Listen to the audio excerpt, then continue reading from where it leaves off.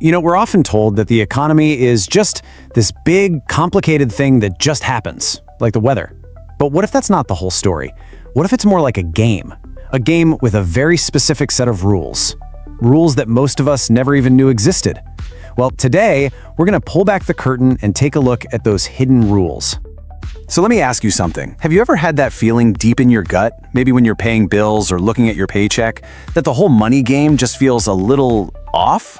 Kind of like you're playing hard, you're following the rules, but the deck is just stacked against you somehow. Well, I'm here to tell you, you're not crazy. You're not just imagining it. The game was designed. But here's the amazing part. That's actually the best news we could ask for. Because if a game was made by people, that means it can be remade by people. The rules are not set in stone. So if we want to change the rules, first, we gotta understand where they came from. And that story starts in a place most of us would never expect. It's the real origin story of the modern corporation. Now, the story we all kind of learn in school goes something like this. Corporations were just a natural next step, right? A logical way to get people and money together to build bigger and better things. It makes sense on the surface, but what if that's not really how it went down? See, long before these giant corporations existed, way back in the late Middle Ages, there was this incredible burst of economic energy. This was a true peer-to-peer economy. That just means people dealing directly with other people, real folks. Think bustling town squares, local guilds, communities even creating their own local currencies to trade with each other. It was all happening from the ground up, no big CEO's office required. So here's the twist. The first corporations weren't created to help all that local business. They were actually designed by kings and aristocrats to control it. It was an intervention, a way to break up those powerful local networks, pull the money and power back to the center, and basically change the rules of the game to favor them. All right, let's fast forward a bit, because that same idea of designing the rules shows up in something super personal to all of us, the dream of owning a home. We think of it as the American dream, right?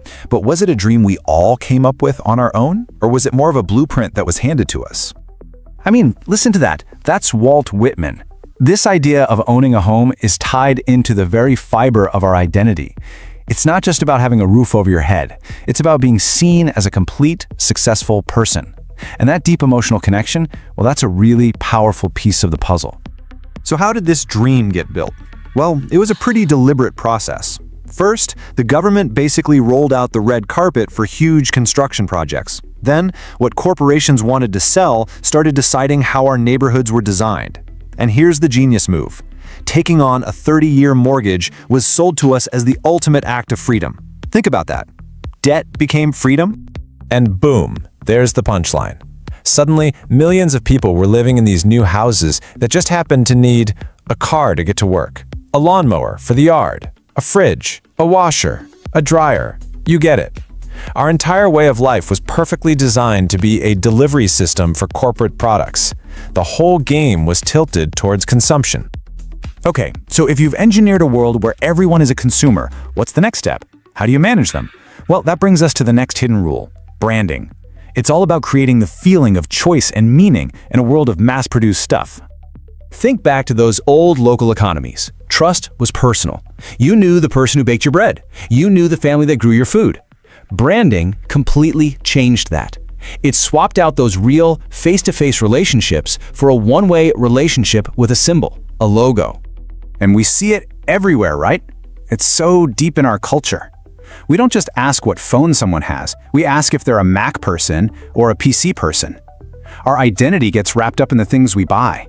We end up expressing who we are through a collection of corporate logos instead of, through who we actually are. All right, I know this can all sound a little heavy. Deconstructing the game and seeing how the board is tilted, it's a lot. But stick with me, because this is where it all turns around. This is where we get to the most important part, what we can actually do about it. It's our move. So I want to share this really powerful idea with you. It's called playability.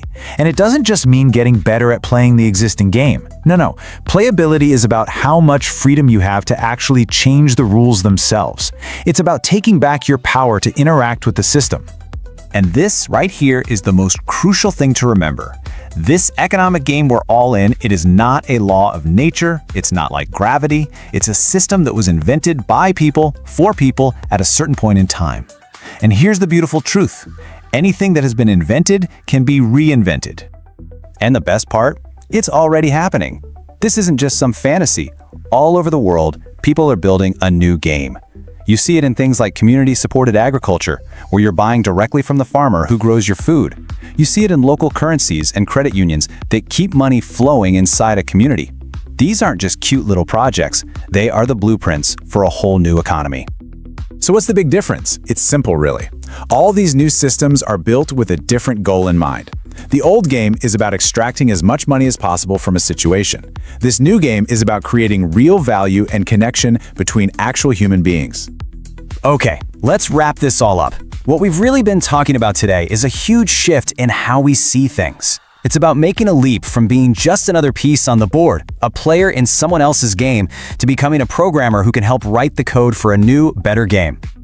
So, just to recap the big ideas. Remember that the corporate system we have was designed on purpose. The suburban dream was engineered to make us all into consumers. And branding is the tool that makes us connect our identity to all that stuff. But, and this is the part I want you to really hold on to, the rules are not permanent. They can be changed. And you, yes, you, have the power to start playing a different game. So that's what I want to leave you with today. This isn't about some massive revolution tomorrow. It's about one small step, one choice, one rule in your own life that you can start to rewrite. So, my question for you is, what's the first rule you're going to change? Let me know down in the comments. I'd honestly love to hear your ideas. Thanks so much for watching. Thank you for spending time with us here at the Violet Vault. Don't forget to like, subscribe, and drop your thoughts in the comments below. I'd love to hear from you. Until next time, stay focused and keep growing.